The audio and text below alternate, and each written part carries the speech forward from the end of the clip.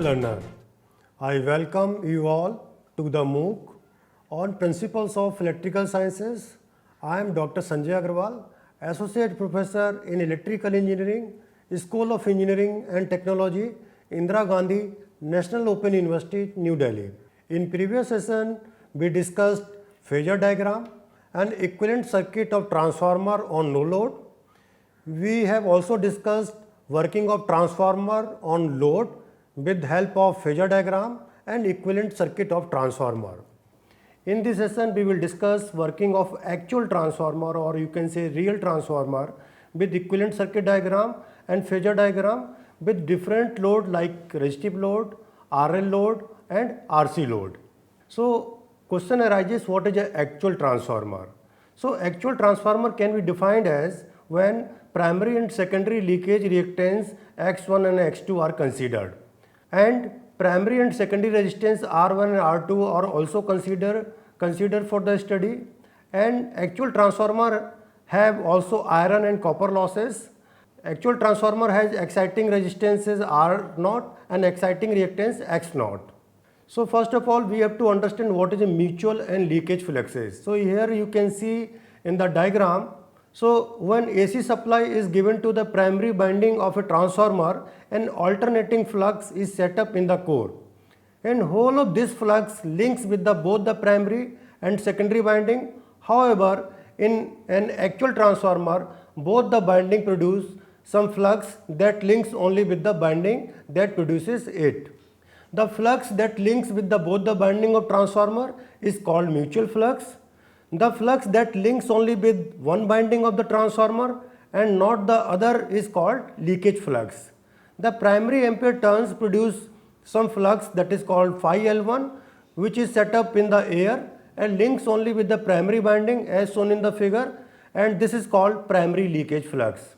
Similarly, secondary ampere turns produce some flux, you can say it is phi L2, which is set up in the air and links only with the secondary winding, and that is called secondary leakage flux. The primary leakage flux phi L1 is proportional to the primary current, that is I1, and secondary leakage flux phi L2 is proportional to the secondary current, that is I2.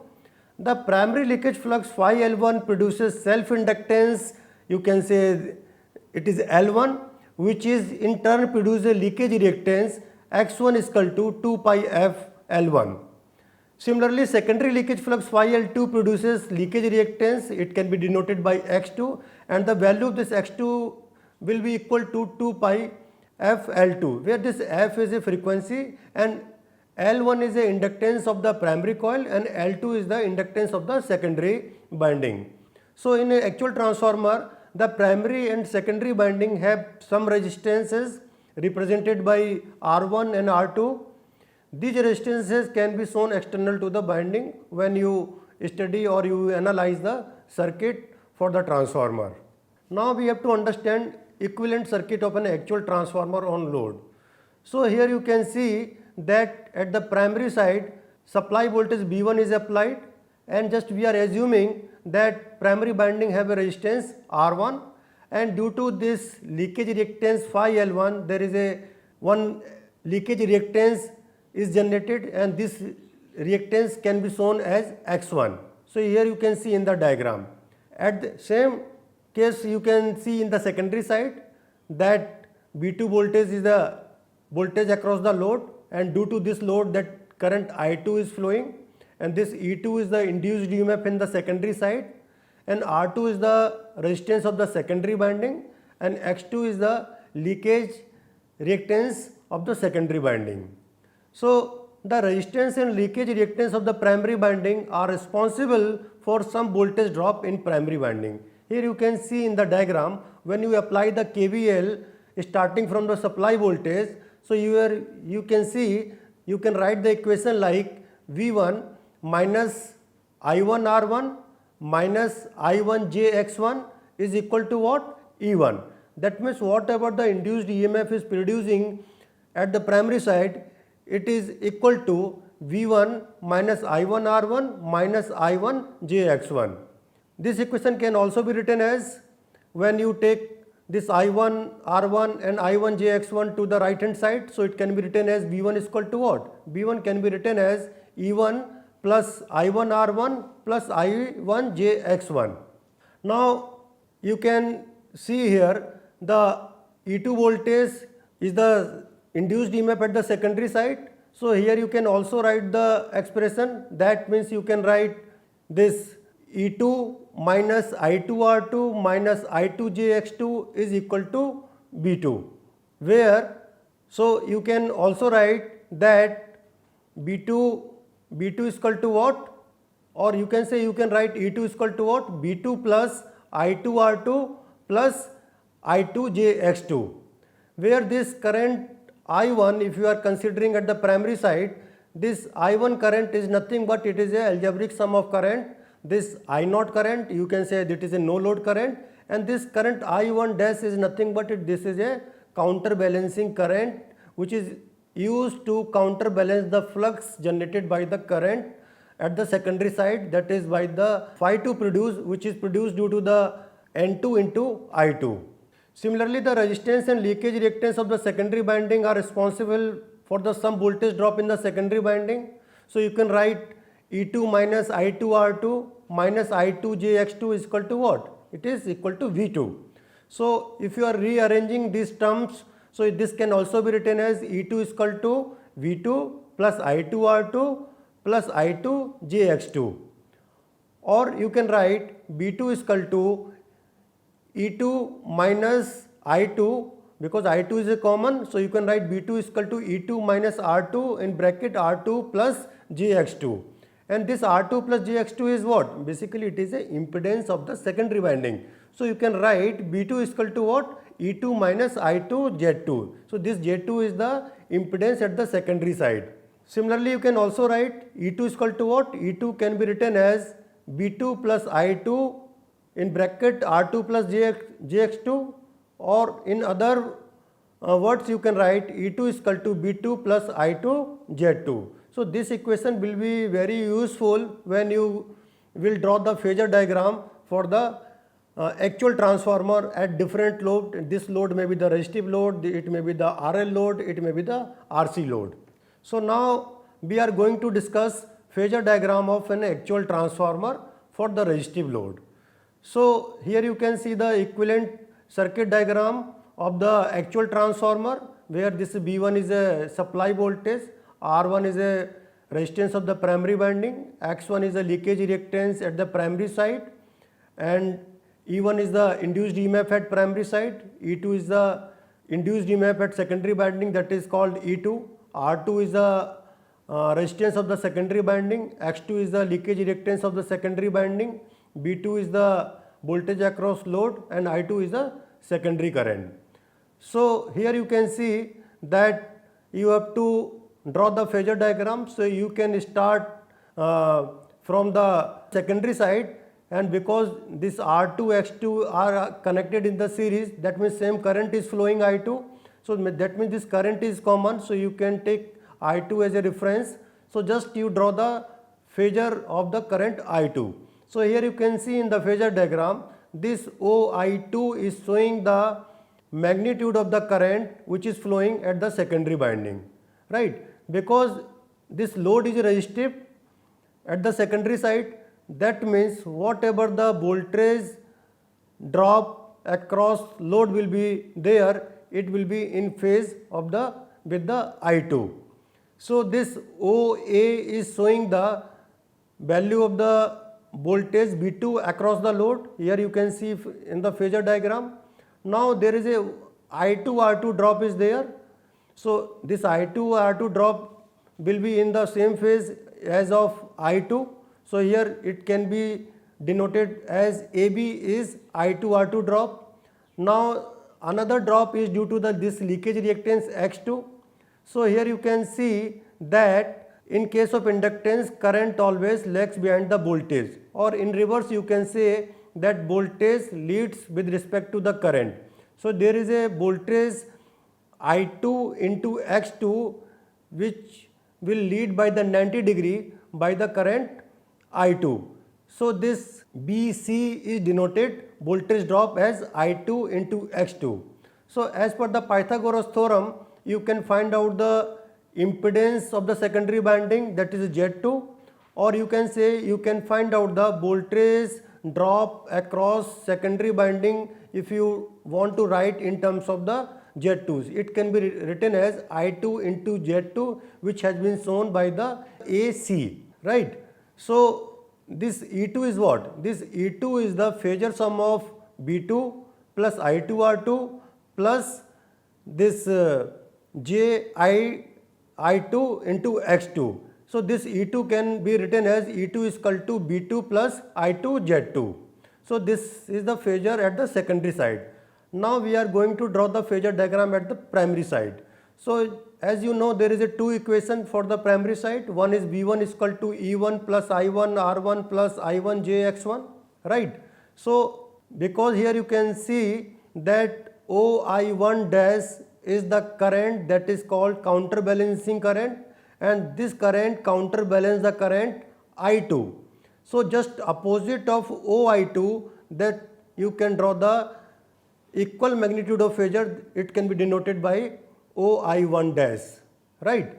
So now you have a value of current, this I1 dash, and you have also current of I0 current, that is a no load current. So due to this I0 current and I1 dash current, it will be the phasor sum of I1 dash and I0, and this is equal to current I1 current, which is called primary current. So I1 is equal to what? I1 is equal to phasor sum of no load current and counterbalancing current, that is I1 dash. Now because in the primary side there is again voltage drop due to this resistance R1. So this voltage drop I1 R1 will be in same phase as of OI1. So just parallel to the OI1, you draw the one phasor that has been shown here in the phasor diagram by D dash F. So this D dash F indicates I1 into R1. Here you can one more thing note down, that this OD dash is equal to OD, because this OD is representing in phasor diagram, that is a voltage induced EMF in the primary side, right? So just opposite of E1 is equal to, can be written as minus E1, and it has been represented here in phasor diagram by the OD. So now you have shown here the voltage minus E1 by the OD, and you have also drawn the voltage drop I1 R1. Similarly, you can also draw the voltage drop due to this inductive reactance of the primary winding, that is I1 X1. It has been shown by the FG, right? So this OG indicates the I1 into Z1. So this phi 1 is the phase angle between I1 and this V1. So this is how you can draw the phasor diagram if transformer is connected with the resistive load. Now we will discuss the phasor diagram of an actual transformer for RL load, or you can say resistive inductive load. So the drawing the phasor diagram is the same as we have drawn the phasor diagram for the resistive load. So just you start from this current OI2, which is flowing in the secondary side. Now because this RL load is connected, that means this I2 current lags by some angle. You can say that phi 2 with respect to voltage V2, which has been shown here as OA, right? Now because there will be one voltage drop in the secondary winding of resistance, that is I2, and that voltage drop is what? That is I2 into R2, which has been shown here as AB. So the magnitude of this voltage drop is denoted by the AB, and this direction of this I2 and R2 will be in same phase as in OI2. Now there is another leakage reactance in the secondary side, that is a X2. So due to this X2, again there will be a one voltage drop, which can be written as I2 into X2, and it has been shown here by the BC, which leads by the 90 degree with respect to the current this I2. And now this phasor sum of I2 R2 and I2 X2 is equal to what? It is equal to I2 Z2. This OD is representing the voltage induced EMF at the primary side, which is denoted by E1, and this OC is showing the voltage produced at the secondary side, that is equal to E2.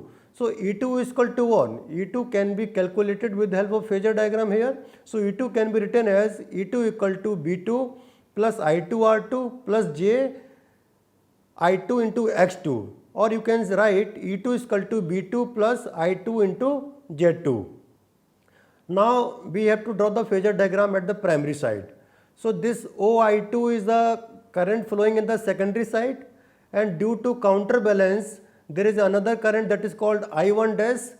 The magnitude of this current is equal to I2, and it will be just opposite phasor of OI2.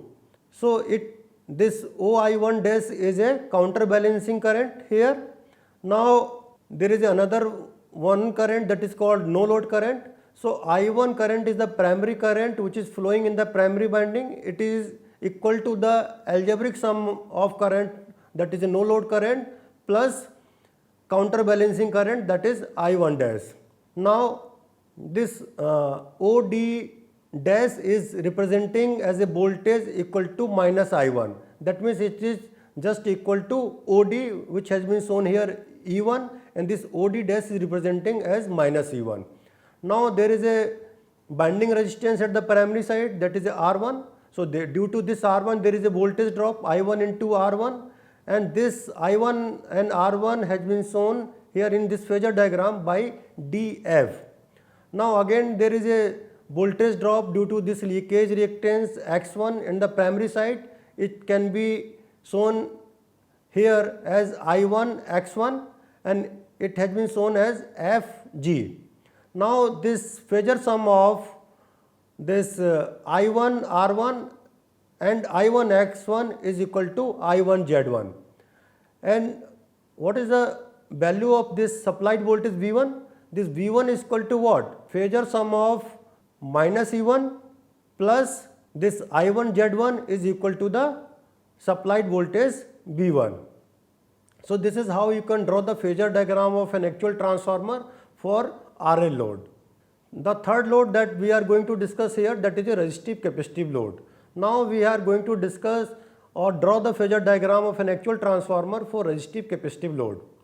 So again the methodology is the same as you have drawn the phasor diagram for the resistive load and RL load. So just you draw the current OI2, here you can see in the phasor diagram. Now this, due to there is a secondary resistance R2, due to this resistance R2 there is a voltage drop I2 into R2. This I2 R2 has been shown here as AB, and again there is a voltage drop due to this X2, that can be written as I2 into X2, which has been shown here as BC, right. So this phasor sum of I2 R2 and I2 X2 is equal to what? I2 into Z2. This OC is representing the voltage induced at the secondary side, and this OD is representing the voltage induced EMF at the primary winding side.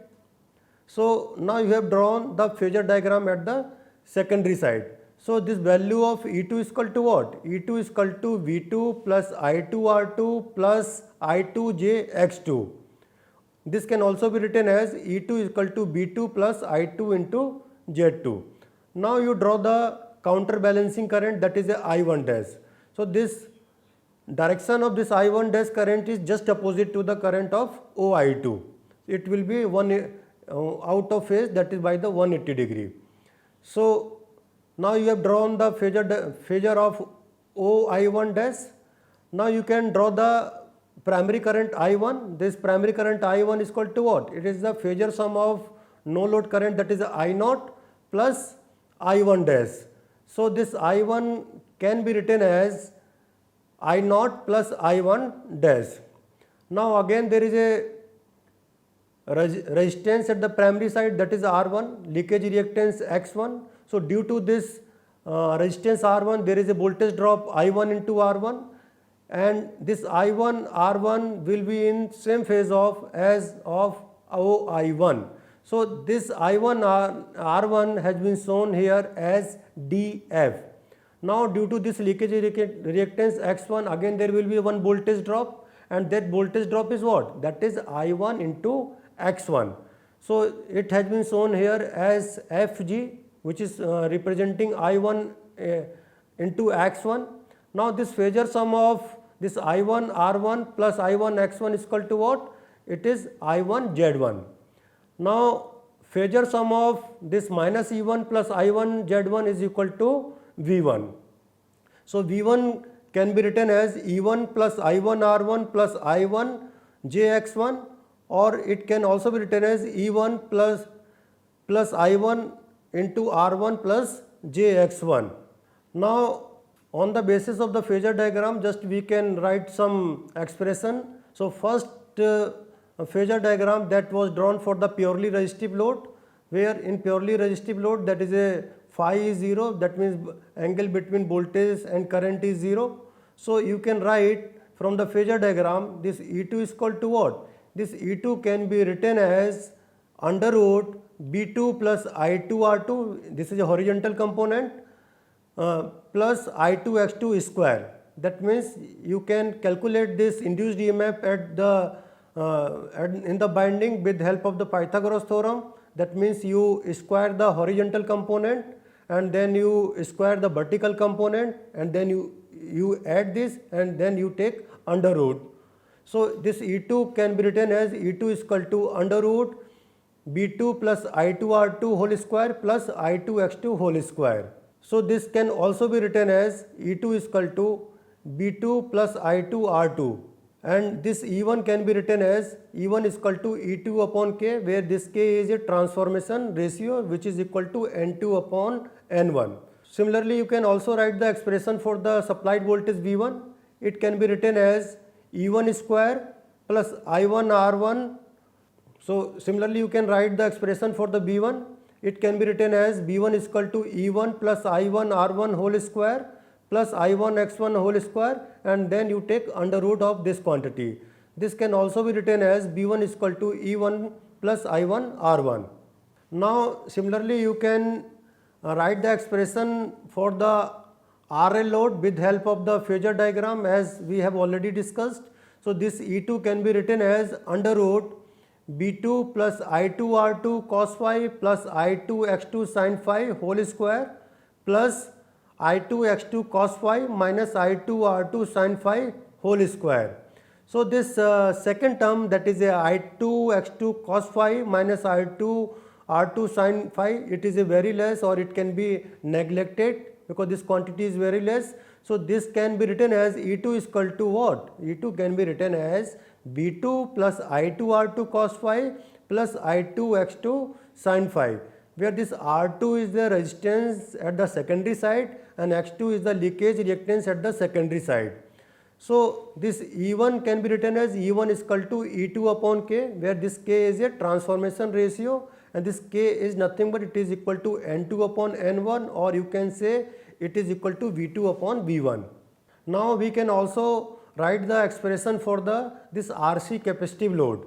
That means you can also write the equation of the secondary induced EMF at secondary side for the RC load, and this equation can be written with help of the phasor diagram. So first of all, you go through the phasor diagram, and with help of that phasor diagram you can write the equation very easily.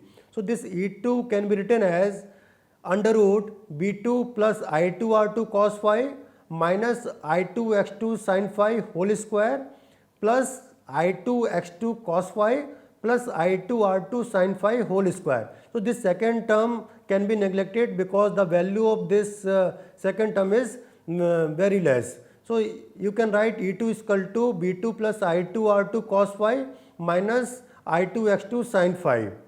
Similarly, you can also write expression for the applied voltage V1. This V1 can be written as under root E1 plus I1 R1 cos phi minus I1 x1 sin phi whole square plus I1 x1 cos phi plus I1 R1 sin phi whole square. So this again second term can be neglected. So you can write V1 is equal to what? V1 can be written as V1 is equal to E1 plus I1 R1 cos phi minus I1 x1 sin phi. So question is, a 230 460 volt single phase transformer has a primary resistor of 0.2 ohm and reactance of 0.5 ohm. The secondary resistance and the reactance are 0.75 ohm and 1.8 ohm respectively. You have to find the secondary terminal voltage when supplying at 10 ampere at 0.8 power factor lagging, and second quantity that you have to measure, that is terminal voltage when it's supplying 10 ampere current at 0.8 power factor leading. So how you can solve this question? So just you note down what are the parameters given in this expression. Primary resistance R1 is given, that is R1 is equal to 0.2 ohm. Primary reactance X1 is given, that is X1 is equal to 0.5 ohm. Secondary resistance of the means binding resistance of the secondary binding, that is R2 is given, that R2 is equal to 0.75 ohm, and secondary reactance are also given, that is X2 is equal to 1.8 ohm. Now because the voltage ratio are also given, that is a 230 upon 460, that means B2 is equal to 460 and B1 is equal to 230. So you can write K equal to, that is a transformation ratio, K is equal to N2 upon N1 is equal to B2 upon B1. So this B2 upon B1 is given, that means you can easily calculate the transformation ratio. So it comes equal to 2. So I2 current is a 10 ampere and power factor is given 0.8 lagging. So you can calculate I2 dash can be calculated as KI2, which is, just put the value of K, that is a 2, and value of current I2 is what? That is a 10 ampere. So this I2 dash comes 20 ampere. So as you know, this I1 is equal to I2 dash, as I naught is neglected here. So primary induced EMF can be calculated as E1 is equal to V1 minus in bracket I1 R1 cos phi plus I1 x1 sin phi. So you have a value of V1, just put the value here. You have a value of I1, you have a value of R1, you have a value of cos phi, you have a value of I1, x1 and sin phi. Just you put the all these value, and after the solving you get the primary induced EMF E1 is equal to 220.8 volt. Similarly, you can calculate the secondary induced EMF. Secondary induced EMF E2 can be written as KE1, where this K is a transformation ratio which you have already calculated, that is equal to 2. Just put the value K equal to 2 and you have a value of E1, that is a 220.8. So after multiplying this value of induced EMF E1 and transformation ratio K, you will get the value of secondary induced EMF E2 is equal to 441.6 volt. So now you have a secondary induced EMF. So just you apply the KVL if you are able to recall the circuit diagram of the transformer. The secondary terminal voltage can be written as V2 is equal to what? V2 can be written as V2 equal to E2 minus I2 R2 cos phi plus I2 x2 sin phi. So just you have to put the value of I2 R2 cos phi, I2 x2 sin phi. So after the putting the value of all this, you get the value of secondary terminal voltage V2 is equal to 424.8 volt. Now second condition was that current is given 10 ampere and power factor is given 0.8 lagging. So difference is only lagging and leading only. So I1 can be written as I1 is equal to I2 dash is equal to KI2. So it comes 2 into 10, that is a 20 ampere. So you can now calculate the primary induced EMF E1. This can be written as V1 minus I1 R1 cos phi minus I1 x1 sin phi. So just put the value of V1, I1, R1 cos phi and sin phi. So value of V1 is what? 230. Value of I1 is what? 20. Value of R1 is what? 0.2. Value of cos phi is 0.8. Similarly, you can put the value in for the second terms also. Value of I1 is 20 and value of x1 is 0.5, value of sin phi is 0.6. So after the calculating, you get the value of primary induced EMF E1 is equal to 232.8 volt. So similarly, you can calculate the B2 voltage. That means B2 can be written as V2 is equal to K E1 minus I2 R2 cos phi minus I2 X2 sin phi. Just put the value of all the parameter E1, I2, R2, cos phi, I2, X2 and sin phi. So after the putting the value and after the calculation, you will get the value of V2 is equal to 470.4 volt. So dear learner, in today's session we discussed working of actual transformer with equivalent circuit diagram and phasor diagram with different load like purely resistive load and RL load and RC load. Hope you were able to learn all the concept of all the topics. In the next session, we would discuss equivalent circuit of transformer. We would also explain how to make exact equivalent circuit with secondary parameter referred to primary side and primary parameter referred to the secondary side.